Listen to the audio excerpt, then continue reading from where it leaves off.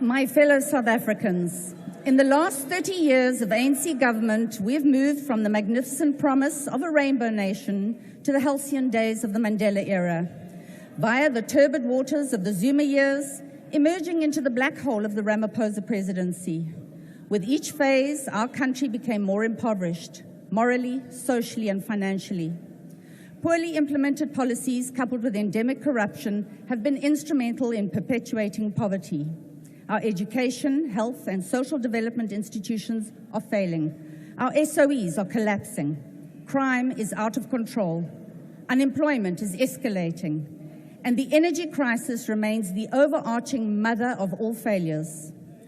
Entrenched poverty is the ANC's legacy. And with the pervasive moral poverty that has beset the governing party and the ANC believes that they can lie to us and get away with it. A case in point is the ongoing lies about load shedding being on the verge of being resolved. Mr. President, you perpetuated this lie last week.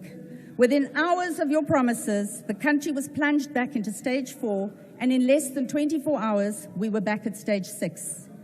And while we continue to lurch between stages, Minister Ramaphosa insists that load shedding is pretty much resolved.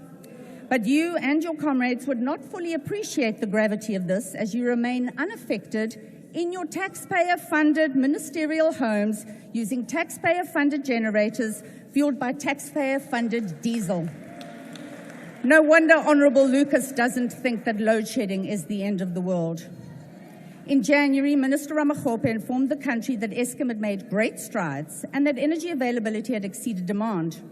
What he omitted was that this was not as a result of Eskom's performance, but was actually due to a drop in demand, mainly attributable to private rooftop solar that was taking the pressure off the power utility. The reality was that Eskom was actually producing less electricity in January of 2024 than it had produced in January 2023 during stages 5 and 6 of load shedding.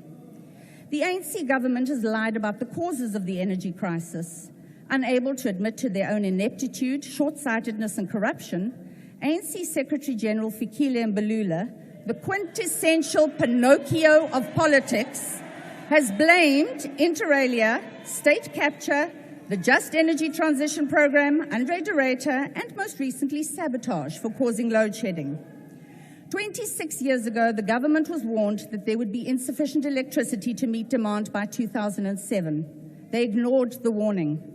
Load shedding started in 2007 and is now a permanent fixture of our lives. And while the lies keep coming, the energy crisis is systematically destroying our economy, with the cost of load shedding for 2023 estimated to have been around 1.6 trillion rand. But load shedding does not just have a direct financial cost. There are other impacts that cannot be as easily assessed and measured. The corner car wash that cannot operate during load shedding, so the employees cannot get paid. The spaza shop that is to close its doors during blackouts because it's too dark to monitor shoplifting. The small manufacturing businesses reliant on electricity that are forced to close down as they cannot meet production targets to break even. Retailers forced to spend millions on diesel for generators who have to offset that cost by passing it on to the consumer or by reducing their workforce. Cable theft that occurs during load shedding, that it leaves entire communities without power for extended periods and costs local government hundreds of thousands of rands to replace, money that they could use for service delivery. As awful as this is, there are solutions, and there is anecdotal evidence that these solutions are viable. The Democratic Alliance, in its blueprint for government, has outlined a number of mechanisms, both short and long term, that will resolve the energy crisis. Short term, we need to be insulating our poor and vulnerable communities against the worst effects of load shedding. Load shedding relief packs, such as those recently donated by the Western Cape government to GBV shelters, can assist organizations at the coalface of societal distress to navigate through blackouts in order to protect those in their care.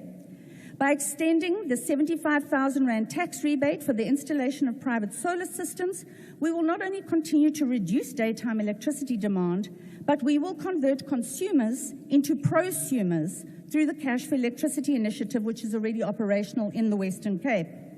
The unbundling of Eskom and privatization of electricity generation, transmission and distribution will be a primary focus of our government. The faster that we can reduce the monopoly of this monolithic ode to centralization of state power, the faster we will address the energy crisis. Chasing megawatts in a singular entity is clearly not enough. Mr. President, it has been exactly a year since you announced your new Minister of Electricity and your government's commitment to ending the load shedding crisis. It has been the worst year of load shedding in our history. So I'm here to tell you that despite the ANC's lies, South Africans are trying to remain optimistic. We want to believe in the dream of a better country for everyone. But every time the lights go out, our hope dims further and the resentment burns brighter because you and your government have failed us all. It is time for the Democratic Alliance to step in to rescue South Africa before there's nothing left to rescue. I thank you.